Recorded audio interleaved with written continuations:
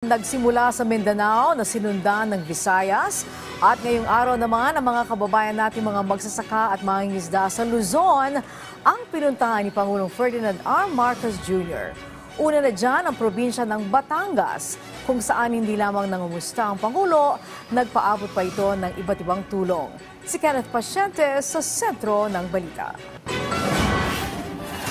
Hanggang sa ngayon, umaasa pa rin sa pag-ulan ang magsasaka na si Francis. Dahil kasi sa nangyaring El Nino, hindi niya napakinabangan ng mga pananim na kalabasa. Pakalaki po kasi po malaki rin naman po ang kapital sa pagkakalabasa. Halos kapag po gano'n naabot po ng kalahating milyon kapag ka po ang kapital ay hindi po na yun nasasambot ko minsan. Hindi na po yung bumabalik. Kaya napakalaki po ng sa amin, kawalan. Logi po. Isa si Francis sa mga nabigyan ng tulong ng pamahalaan sa pagbisita ngayong araw ni Pangulong Ferdinand R. Marcos Jr. sa Batangas. Bahagi pa rin ito ng Presidential Assistance to Farmers, Fisher Folk and Their Families o PAF program na inisyatiba ng Pangulo para tulungan ang mga naapektuhan ng El Nino.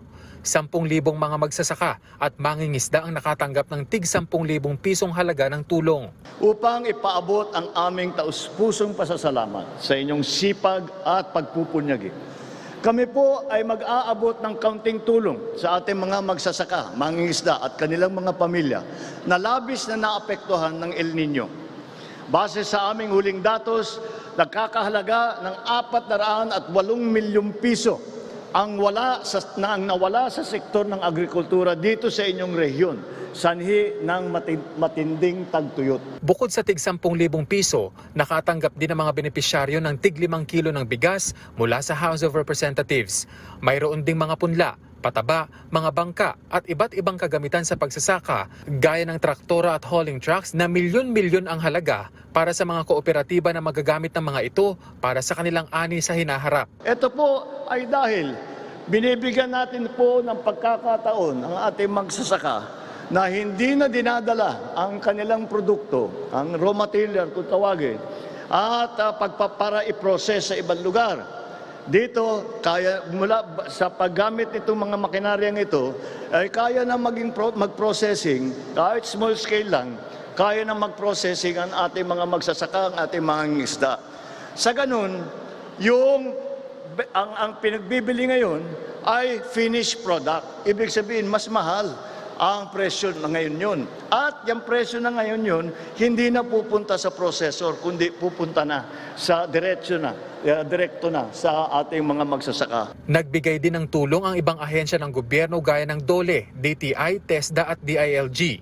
Sa kabuuan, aabot sa halos 70 million pesos na halaga ng presidential assistance ang naibigay sa mga lalawigan ng Batangas, Laguna at Quezon. Bagay na ipinagpasalamat ng mga benepisyaryo. Kaya po may anak po na nag-aaral, pangdagdag po sa allowance nila. Kasi po ay 2 po yung college ko sa ngayon. Ito po ay magiging puhunan namin ulit sa mga bagong binhi ng kape at saka yung pong patrabaho po namin sa amin po mga kasamahan. Kasabay niya ng pagpapaalala naman ng DSWD na walang ibang dapat makinabang sa tulong na kanilang natatanggap kundi ang mga benepisyaryo lamang. Kung ano ang natanggap niyong ayuda, yung 10,000, sa inyo yon buong buo. Walang may karapatan, walang may kapangyarihan na bawasan yan kahit na nasa gobyerno pa sila. Higit pa sa tulong at serbisyo, tiniyak naman ng punong ehekutibo ang patuloy na pagsisikap ng pamahalaan para mapaunlad ang lokal na ekonomiya sa Calabarzon. Patunay dito ang pagkakaloob sa rehiyon ng kabuuang 10 bilyong piso para sa Philippine Rural Development Plan para sa Region 4A. Gayon din ang pagpupursige sa Taal Lake Circumferential Road, pati na ang Lobo Malabrigo San Juan Laya Road, Kipot Irrigation Project at iba pang proyekto. Makakaasa po kayo na patuloy po namin kayong aalalayan.